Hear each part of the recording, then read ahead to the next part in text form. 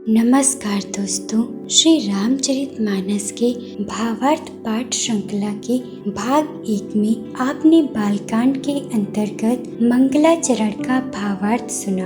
भाग 2 में प्रस्तुत है बालकांड के अंतर्गत गोस्वामी तुलसीदास जी द्वारा की गई गुरु वंदना एवं ब्राह्मण संत वंदना का भावार्थ, जो सोरठा 1 से दोहा 3 तक है। गोस्वामी तुलसीदास जी कहते हैं, जिन्हें स्मरण करने से सब कार्य सिद्ध होते हैं, जो गणों के स्वामी और सुंदर हाथी के मुख वाले हैं, वे ही बुद्धि के राशि और शुभ गुणों के धाम अर्थात गणेश जी मुझ पर कृपा करें। जिनकी कृपा से गूंगा बहुत सुंदर बोलने वाला हो जाता है और लंगड़ा लूला दुर्गम पहाड़ पर चढ़ जाता है। वे कलयुग के सब पापों को जला डालने वाले दयालु भगवान मुझ पर द्रवित हों अर्थात दया करें। जो नील कमल के समान श्याम वर्ण हैं,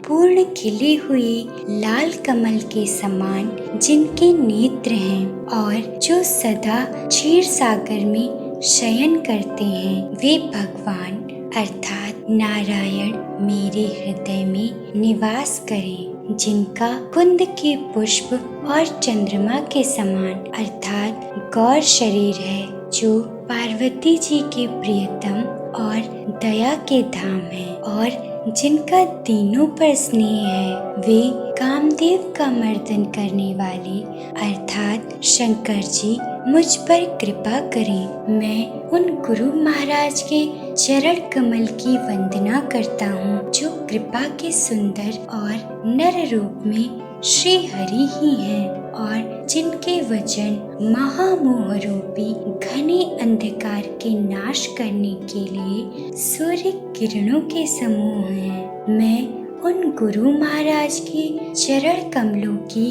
रज की वंदना करता हूँ, जो सुरुचि अर्थात सुंदर स्वाद, सुगंध तथा अनुराग रूपी रस से पूर्ण है। वह अमर मूल अर्थात संजीवनी जड़ी का सुंदर चूर्ण है, जो संपूर्ण भव रोगों के परिवार को नाश करने वाला है। वह रज सुकृति अर्थात पुण्यवान पुरुष रूपी शिव जी के शरीर पर सुशोभित निर्मल विभूति है और सुंदर कल्याण और आनंद की जननी है। भक्त के मन रूपी सुंदर दर्पण के मैल को दूर करने वाली और तिलक करने से गुणों के समूह को वश में करने वाली है। श्री गुरु महाराज के चरण नखों की ज्योति मणियों के प्रकाश के समान है, जिसके स्मरण करते ही हृदय में दिव्य दृष्टि उत्पन्न हो जाती है। वह प्रकाश अज्ञान रूपी अंधकार का नाश करने वाला है। वह जिसके हृदय में आ जाता है, उसके बड़े भाग्य हैं। उसके हृदय में आते ही हृदय के निर्मल नेत्र खुल जाते हैं और संसार रूपी रात्रि के दोष दुख मिट जाते हैं एवं श्री रामचरित्र रूपी मणि और माणिक्य गुप्त और प्रकट जहाँ जो जिस खान में है, सब दिखाई पड़ने लगते हैं। जैसे सिद्धांजन को नेत्रों में लगाकर साधक सिद्ध और सुजान पर्वतों वनों और पृथ्वी के अंदर कौतुक से ही बहुत सी खाने देखते हैं। श्री गुरु महाराज के चरणों की रज कोमल और सुंदर नैनामृत अंजन है, जो नैनों के दोषों का नाश करने वाला है। उस अंजन से विवेक रूपी नेत्रों को निर्मल करके मैं संसार रूपी बंधन से छुड़ाने वाले श्री रामचरित्र का वर्णन करता हूँ। पहले पृथ्वी के देवता ब्राह्मणों के चरणों की वंदना करता हूँ, जो अज्ञान से उत्पन्न सब संदेहों को हरने वाले हैं। फिर सब गुणों की खान संत समाज को प्रेम सहित सुंदर वाणी से प्रणाम करता हूँ। संतों का चरित्र कपास के चरित्र अर्थात जीवन के समान शुभ है, जिसका फल नीरस, विशद और गुणमय होता है। कपास की डोडी नीरस होती है। संत चरित्र में भी विषयासक्ति नहीं है, इससे वह भी नीरस है। कपास उज्जवल होता है। संत का हृदय भी अज्ञान और पाप रूपी अंधकार से रहित होता है, इसलिए वह विशद है। और कपास में गुण अर्थात तंतु होते हैं। इसी प्रकार संत का चरित्र भी सद्गुणों का भंडार होता है, इसलिए वह गुणमय है। जैसे कपास का धागा सुई के किए हुए छेद को अपना तन देकर ढक देता है, अथवा कपास जैसे लोढ़े जाने, काते जाने और बुने जाने का कष्ट सहकर भी वस्त्र के रूप में परिणित होकर दूसरों के गोपनीय स्थानों को ढकता है, उसी प्रकार संत स्वयं दुख सहकर दूसरों के छिद्रों अर्थात दोषों को ढकता है, जिसके कारण उसने जगत में वंदनीय यश प्राप्त किया है। संतों का समाज आनंदमय और कल्याणमय है, जो जगत में चलता फिरता तीर्थराज अर्थात प्रयाग है, जहाँ अर्थात उस संत समाज रूपी प्रयागराज में राम भक्ति रूपी गंगा जी की धारा है और ब्रह्म विचार का प्रचार सरस्वती जी हैं। विधि और निषेध अर्थात यह करो और यह न करो रूपी कर्मों की कथा कलयुग के पापों को हरने वाली सूर्य तनया यमुना जी हैं और भगवान विष्णु और शंकर जी की कथाएं त्रिवेणी रूप से सुशोभित हैं, जो सुनते ही सब आनंद और कल्याणों की देने वाली हैं। उस संत समाज रूपी प्रयाग में अर्थात अपने धर्म में जो अटल विश्वास है वह अक्षय वट है और शुभ कर्म ही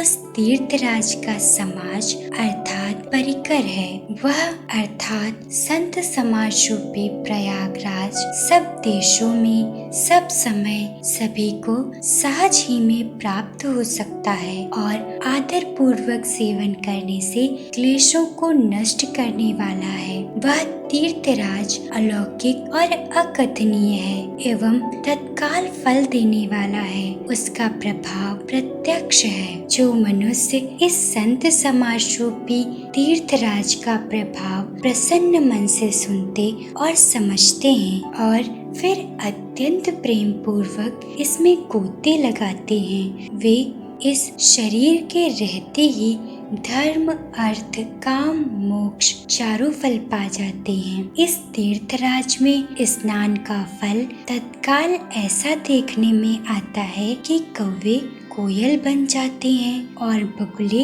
हंस। यह सुनकर कोई आश्चर्य न करे, क्योंकि सत्संग की महिमा छिपी नहीं है। वाल्मीकि जी, नारद जी और अगस्त्य जी ने अपने अपने मुखों से अपनी होनी कही है, अर्थात जीवन का वृत्तांत कहा है। जल में रहने वाले, जमीन पर चलने वाले और आकाश में विचरने वाले नाना प्रकार के जड़ चेतन जितने जीव इस जगत में हैं, उनमें से जिसने जिस समय जहाँ कहीं भी जिस किसी यत्न से बुद्धि, कीर्ति, सद्गति, विभूति अर्थात ऐश्वर्य और भलाई पाई है, सो सब सत्संग का ही प्रभाव समझना चाहिए। वेदों में और लोक में इनकी प्राप्ति का दूसरा कोई उपाय नहीं है। सत्संग के बिना विवेक नहीं होता और श्री राम जी की कृपा के बिना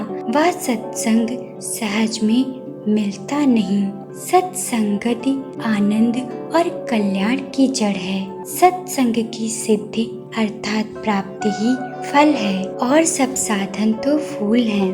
दुष्ट भी सत्संगति पाकर सुधर जाते हैं। जैसे पारस के स्पर्श से लोहा सुहावना हो जाता है अर्थात सोना बन जाता है, किंतु दैव योग से यदि कभी सज्जन कुसंगति में पड़ जाते हैं तो वे वहाँ भी सांप की मणि के समान अपने गुणों का ही अनुसरण करते हैं, अर्थात जिस प्रकार सांप का संसर्ग पाकर भी मणि उसके विष को ग्रहण नहीं करती तथा अपने सहज गुण प्रकाश को नहीं छोड़ती, उसी प्रकार साधु पुरुष दुष्टों के संग में रहकर भी दूसरों को प्रकाश ही देते हैं। दुष्टों का उन पर कोई प्रभाव नहीं पड़ता। ब्रह्मा, विष्णु, शिव, कवि और पंडितों की वाणी भी संत महिमा का वर्णन करने में सकुचाती है। वह मुझसे किस प्रकार कही जाती,